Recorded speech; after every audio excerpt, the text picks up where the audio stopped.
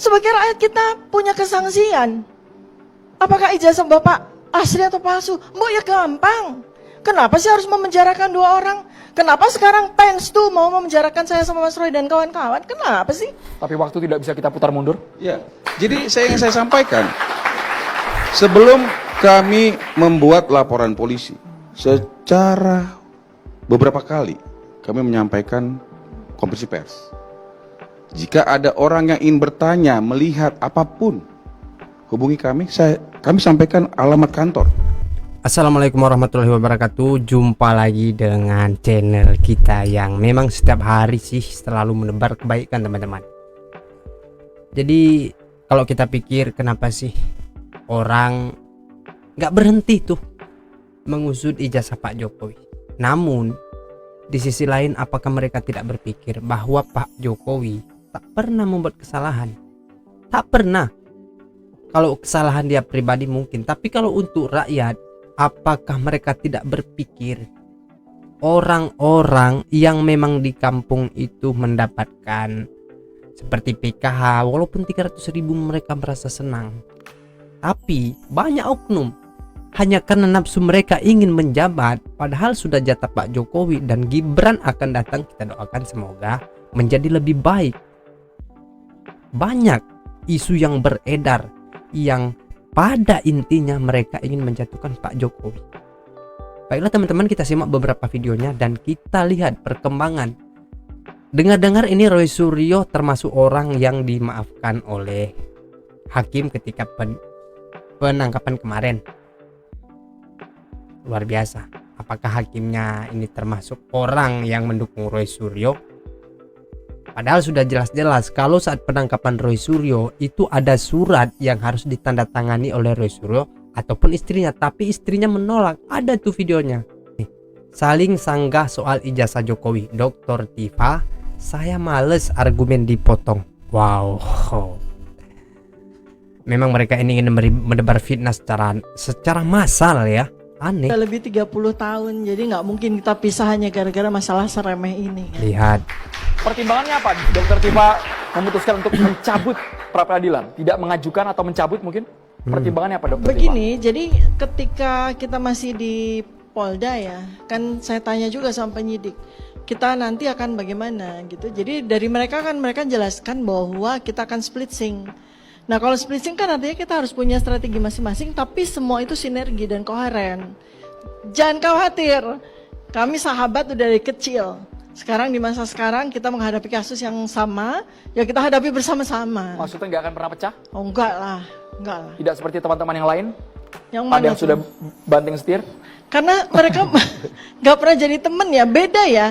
Suasana dan ikatan batin saya sama Roy Suryo itu kan beda. Asik. Kami tuh dari kecil udah temenan, udah sahabat, udah seperti saudara. Jadi ketika kita ada di dalam sebuah koridor, ada di dalam sebuah situasi yang sama, malah kita makin dekat, kan begitu tuh. Tapi menarik ketika Dokter Tifa mengatakan ini bagian dari strategi. Masih banyak strateginya untuk menghadapi pihak Presiden ke-7 Joko Widodo, Dokter Tifa.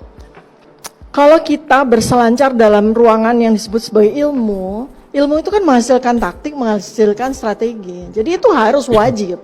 Itu konyol ya kalau kita melakukan sesuatu itu tanpa rencana, tanpa strategi, tanpa prediksi, itu konyol. Segala sesuatu kita pikirkan dengan matang dan kita selalu bersinergi ya, Pak Yesena. Harus. Yakin? Iya, yakin. Akan menang di persidangan? Ini bukan soal menang kalah kan. Kita ini bukan soal menang kalah. Kita nggak lagi bertanding, nggak lagi main permainan, nggak lagi main game.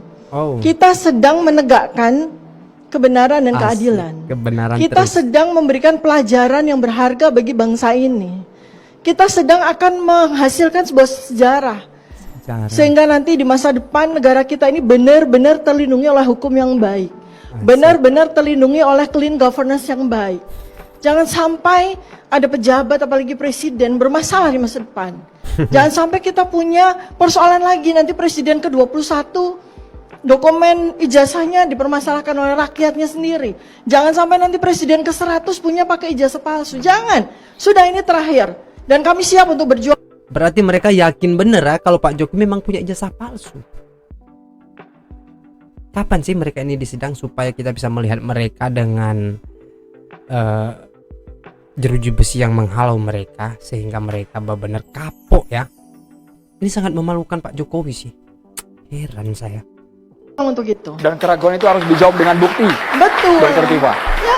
Amunisinya masih banyak, Dokter Tifa. Iya, karena kita pegangan kita tuh ilmu, Prof ini para guru saya. Pegangan kita tuh ilmu nomor 1.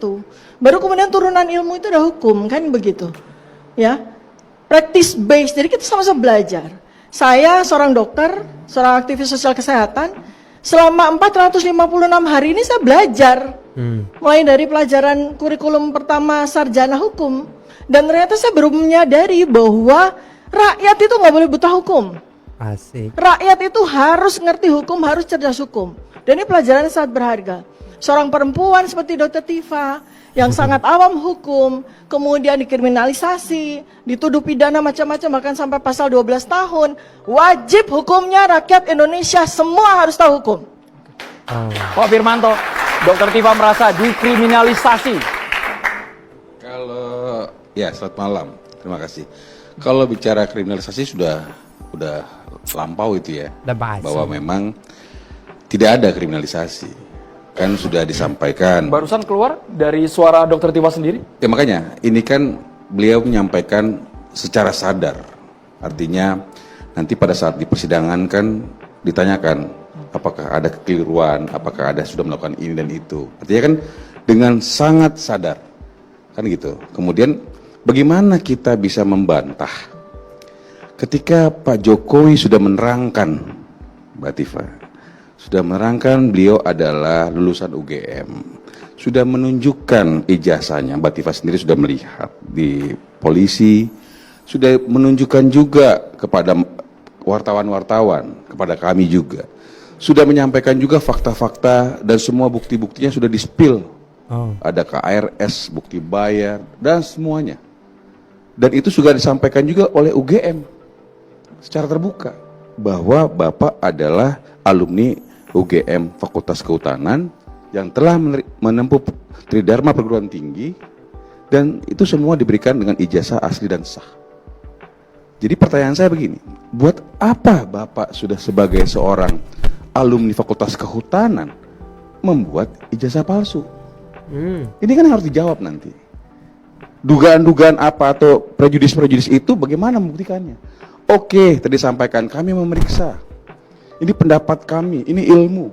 Tapi apakah itu ilmu-ilmu itu, pendapat-pendapat itu yang tidak berdasar itu sudah diverifikasi sama UGM mengatakan asli tetap dibunyikan tidak asli? Apakah itu pendapat? Itu tuduhan. Rekayasa-rekayasa misalnya. Saya memiliki mata yang bisa melihat perbedaan ini dan itu. Disampaikan perbuatan-perbuatan yang disampaikan secara terus-menerus, terbuka. Barusan pun disampaikan kan? Artinya apa? Buat apa Pak Jokowi memasukkan ijazahnya? Sedangkan Bapak sudah merupakan alumni Fakultas Kehutanan UGM yang sudah diverifikasi oleh semua pihak. Oleh UGM, oleh rekannya, oleh temannya, oleh KPU dan semua. Buat apa? Saya bertanya sekarang. Betul ada Bu Tifa, buat apa?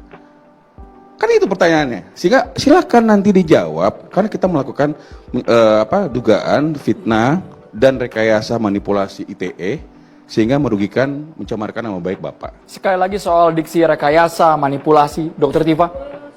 Oh silakan. Oh ya, begini, saya tidak pernah merasa ditunjukkan ijazah oleh Pak Joko Widodo. Kan Pak Joko Widodo sama sekali tidak pernah menunjukkan ijazahnya. Harus melalui orang lain. Kemudian satu-satunya ijazah yang disebut asli itu ditunjukkan kepada kami ketika gelar perkara khusus. Dan itu pun hanya nggak lebih dari 5 menit. Itu sangat mencurigakan. Kenapa hanya 5 menit? Kenapa hanya di tengah malam? Padahal ketika gelar perkara khusus, yang kedua untuk klaster saya adalah orang pertama sebelum kita memulai gelar perkara khusus ini, terlebih dahulu hadirkan ijazah tersebut di depan kami. Karena itu materi paling utama. Kalau ijazah palsu ini ijazah ini tidak ditunjukkan pada gelar perkara ini, untuk apa kita mengadakan gelar perkara ini? Semuanya jadi omong kosong. Tetapi ketika ijazah itu hadir sebelum kita melaksanakan gelar perkara, ini baru kita bicara tentang diskusi yang bagus. Oke, saya Ya, sebentar, ya. Pak Firman, mohon maaf. Ya. Lalu kemudian setelah gelar perkara itu bergulir dengan barang kosong, namanya gelar perkara itu kan gelar. Mana barang buktinya, mana barang yang menjadi perkara, mana yang kemudian saya jadi tersangka dan sebagainya. Ini kosong, omong kosong semuanya. Baru setelah berakhir hampir tengah malam baru tuh keluar ijazah. Dan itu pun begini, nggak boleh pegang, nggak boleh menyentuh, nggak boleh mendekat. Untuk apa? Buat Tapi jelas, kertas nggak itu jelas lah. Tidak jelas. Ada 20 kepala melihat dan kita dibatasi. Jadi buat saya itu belum menunjukkan adanya ijazah.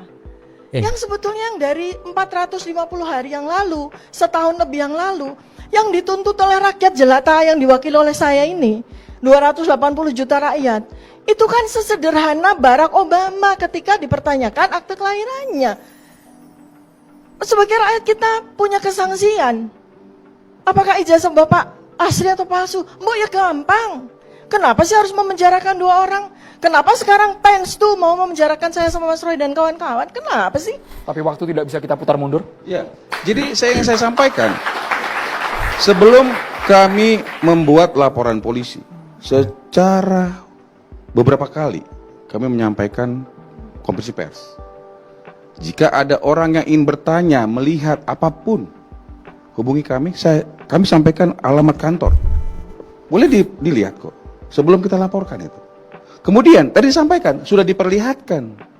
Ada fakta kebenaran, beberapa orang mengatakan itu benar. Ada embossnya, ada watermarknya, ada garis merah di antara foto. Jadi buat saya gini, tidak bisa kita meminta Pak Jokowi untuk bikin ini, bikin itu. Siapa kita? Gak bisa. Ini kacau nanti. Masa Pak Jokowi kita suruh-suruh, tetapi kalau dibilang saya mau lihat, pernah di beberapa TV dikatakan kalau dilihatin saya berhenti. Benar, ada beberapa orang yang mengatakan itu benar berhenti. Yang pernah mengatakan dia akan berhenti pun tidak berhenti, ada juga. Tadi Pak mereka ini yang ngotot ya, sudah diperlihatkan nggak berhenti. Masih ngotot juga bilang palsu. Itu kan fakta. Tapi pertanyaan saya adalah bagaimana membantah UGM?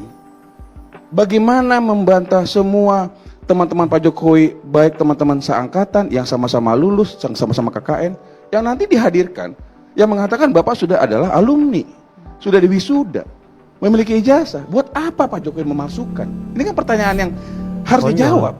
Ya harus dijawab. Saya bisa dengan mudah menjawab, Pak Silakan. Hermanto. Aduh, ini kita sudah setahun lebih ya. Jadi ini nih kalau kita masih mendiskusikan hal ini itu barang basi sekali gitu.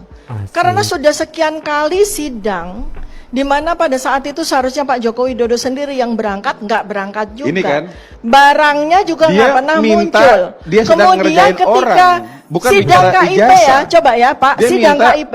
Sebentar, dia minta Pak Jokowi Saya paling males kalau begini. Bukan, enggak. Silakan. Saya mau teruskan. Silakan. Karena ini kembali menuding. Saya mau meluruskan. Kita tuntaskan boleh Pak Firmanto? Enggak, kalau lagi masih dibilang Pak? mengenai itu bahwa ada perdata, nggak ada yang menang kok mereka. Ini saya paling malas nih kalau di TV seperti Nggak ada yang ini. menang. Kita akan kasih porsi yang sama, Dokter Tifa. Kita akan kasih porsi Iya, kan? durasi yang Tapi berimbang. jangan Kan jangan baru lagi saya, nuding-nuding. Karena Kalau apa ya? kalau memang sifatnya tudingan itu langsung bisa ditepis, Iya, bisa makanya saya dibantah bilang. boleh. Iya. Pak Wiranto. saya Kita tidak sepakat dibilang tidak hadir. Diwakili kok Bapak. boleh titik sampai situ dulu boleh, Iya, Pak oke. Wiranto. Dituntaskan nanti boleh dibantah, Pak Firmanto. Coba Tifa, coba. Ya, sekarang itu sidang-sidang CLS ya. Nggak ada satu kali pun baik Pak Jokowi maupun ijazahnya muncul, ya kan? Sekian banyak CLS, sekian banyak persidangan berlangsung selama setahun ini. Dan yang paling terakhir itu sidang-sidang KIP memunculkan banyak sekali bukti-bukti yang nanti akan kita uji sama-sama di sidang.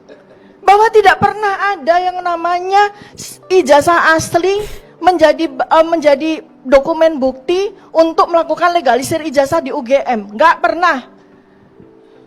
Nggak pernah. Padahal yang namanya kita, mahasiswa UGM ini, saya lulusan UGM ya, dan UI juga ya, S3 saya. Ya, ketika kita ingin mendapatkan legalisasi ijazah, kita harus menyertakan ijazah asli. Itu nggak pernah, dan UGM sudah menyatakan bahwa kami tidak pernah melakukan legalisir ijazah Pak Jokowi dengan ada ijazah aslinya. Silakan nanti Pak. Pertanyaannya Dipertahankan apakah, itu nanti di sidang.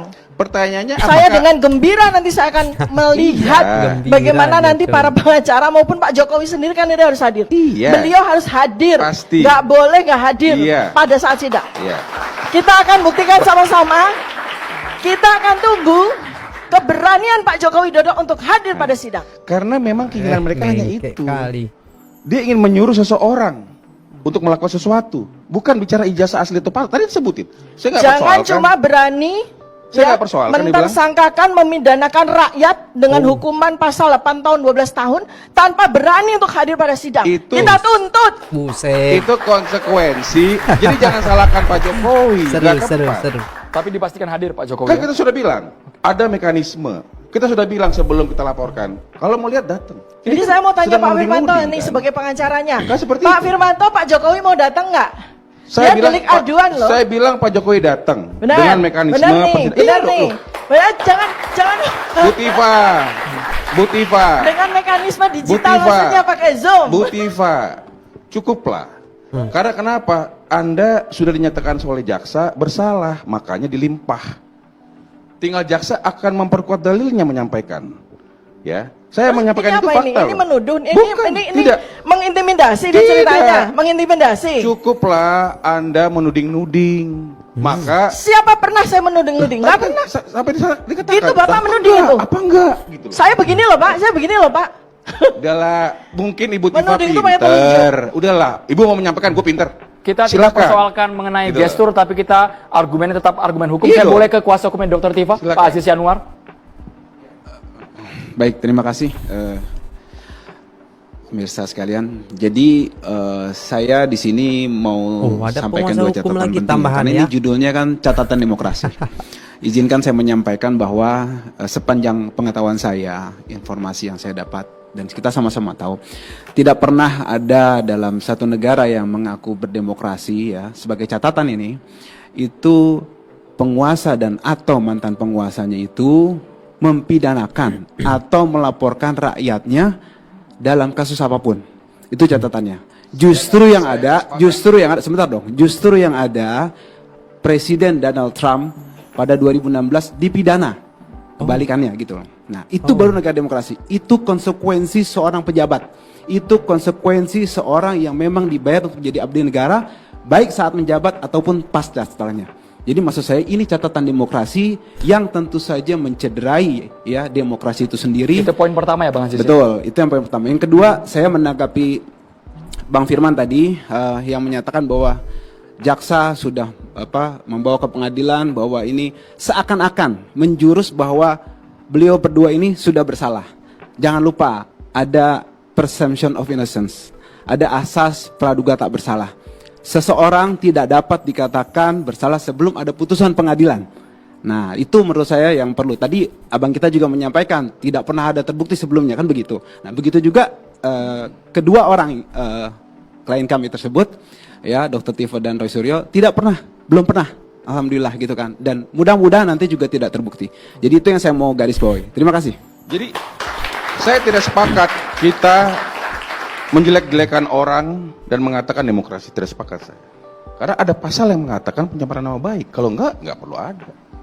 Kan seperti itu. Nah, tadi sampaikan juga bahwa saya sampaikan bagaimana dibilang UGM sudah mengatakan ini asli. Buat apa Pak Jokowi memalsukan? Ini kan semua adalah slip of the tongue atau apa ya? Sirkus per kata-kata gitu loh. Kenapa saya bilang begitu? Karena kayak tadi, saya menyampaikan begini, tuding-tuding. Udahlah, kita buktikan saja, kita adu bukti saja, kan gitu. Dan beliau juga harus buktikan bahwa kepalsuannya mana. Apakah benar palsu? Apakah interpretasi? Kan ini kan bicara masalah ilmu, bicara masalah interpretasi. Tapi kan kita bisa lihat nanti, kita tanya, hakim akan bertanya, coba buktikan, jaksa, Bapak ada ijazahnya enggak? Coba, ada ahlinya enggak? Ada bukti saksinya enggak? Ada kertasnya enggak dan sebagainya. Mungkin akan ditunjukin sesuai dengan Berarti mekanisme. harus punya bukti yang ilmiah. Iya dong. Jadi jangan hanya menuding-nuding saja, jangan hanya menuding saja. Karena pendapat-pendapat yang terus-menerus dibunyikan tanpa dasar yang benar, apalagi sudah diverifikasi oleh UGM, itu namanya tuduhan. Tuduhan yang merugikan orang lain, itulah yang terjadi sekarang. Jadi yang terjadi adalah fitnah dan penyemaran yang baik. Dan ada editan dan sebagainya. Tadi Kita versi, masuk versi detail. Dr. Tifa belum diverifikasi UGM. Ya gini, ini kalau kita kan ada kuat bukti ya. Saya sebenarnya mudah sekali kok waktu sidang nanti ya. Karena mereka itu sudah menyajikan 709 dokumen dengan senang hati. Waduh, menarik sekali itu nanti. 709 dokumen ya. Ini sedang kita mintakan kepada sidang KIP. Apa saja itu? Karena kami sudah mendapatkan 505 dari 709 dokumen. Dan dengan senang hati nanti kami akan buktikan. Wow. Mana yang otentik, mana yang perlu kita evidence based kan, mana yang kita perlu Pojok science lah ini based Pak kan. Jokowi berarti. Saya Rencana FIFA sangat ya. menunggu sidang. Saya sangat menunggu sidang. Ya. Kenapa? 709 dokumen itu menarik, Bro. Menarik sekali untuk kita nanti investigasi bersama-sama. Seluruh rakyat Indonesia. Maka saya berharap PN Jakarta Timur, Anda harus mengangkat asas keterbukaan publik. Jangan larang publik untuk melihat. Maka seluruh rakyat Indonesia, 280 juta rakyat diberikan kesempatan untuk melihat sidang kami secara live streaming. Wah. Mantap. Nanti Dan jadi kita pemirsa, bisa melihatnya mungkin juga saya ya. mau memberikan konteks nih tadi ya. Bang Firman, saya mestinya panggilnya Opung ya, tapi saya panggil Bang aja. Ya. Dan Ibu Tifa nih, ini kan tadi sedang berdebat ya. Saya mau memberikan konteks nih apa sih sebenarnya yang diperdebatkan. Saya mau mulai dari tadi kata-kata Bu Tifa. Ini bukan game, ini bukan pertandingan, tapi ini upaya untuk mencari kebenaran. Begitu ya, Bu Tifa ya. Nah, disinilah menariknya. Sebenarnya kalau kita lihat dalam literatur ya, hukum acara pidana, proses persidangan acara pidana itu sebenarnya pertandingan. Nah, pertandingan untuk apa? Pertandingan untuk mendefinisikan kebenaran. Nah, begini, kubunya Pak Jokowi ya dari Opung Firman dan kawan-kawan ini, kubunya Pak Jokowi itu sekarang versi kebenarannya itu bersandar kepada yang namanya kebenaran otoritas. Ya, apa itu kebenaran otoritas? Legal truth ya di dalam hukum acara pidana. Apa misalnya buktinya? Memang buktinya cukup signifikan nih legal truth ini. Pertama tadi misalnya dari UGM, kan otoritas tuh. Kemudian Lab 4 itu otoritas. Kemudian polisi dan P21 itu otoritas sudah mengatakan bahwa saya punya bukti yang cukup loh untuk paling tidak menghadirkan Bu Tifa ke persidangan. Artinya kalau sudah hadir ke persidangan, ya memang itu chance-nya untuk dinyatakan bersalah sudah lebih dari 50%. Ini saya harus katakan ya. Tapi begini, ya. Kadang-kadang yang namanya kebenaran otoritas itu, legal truth itu berbeda dengan factual truth. Ada distance. Misalnya, sederhananya, ada putusan pengadilan yang membebaskan orang tapi ternyata disuap. Nah, itu kan beda tuh. Kebenaran versi legal truth, kebenaran versi otoritas berbeda dengan kebenaran versi faktual. Nah, sekarang yang coba diupayakan oleh Bu Tifa dan Pak Roy ini adalah memberikan jarak dari kebenaran otoritas dan factual truth-nya. Kan begitu yang dilakukan. Nah, tapi persoalannya memang Bu Tifa ini punya mountain to climb atau gunung yang harus didaki. Karena kebenaran otoritasnya itu sekarang ada di kubunya Pak Jokowi, ada di kubunya Opung Firman ini. Karena kita satu marga ya, Pak Ngaribuan. Bukan karena satu marga nggak ada hubungannya, tapi ini murni saya melihat nih. Ini saya juga melihat ya ada Berusaha orang yang objektif bertanding. ya. Ya, saya melihat ada Berusaha orang yang objektif ya, Bang, bertanding, ya. saya membaca pertandingannya dan saya menjelaskan kepada pemirsa bagaimana membaca pertandingan ini.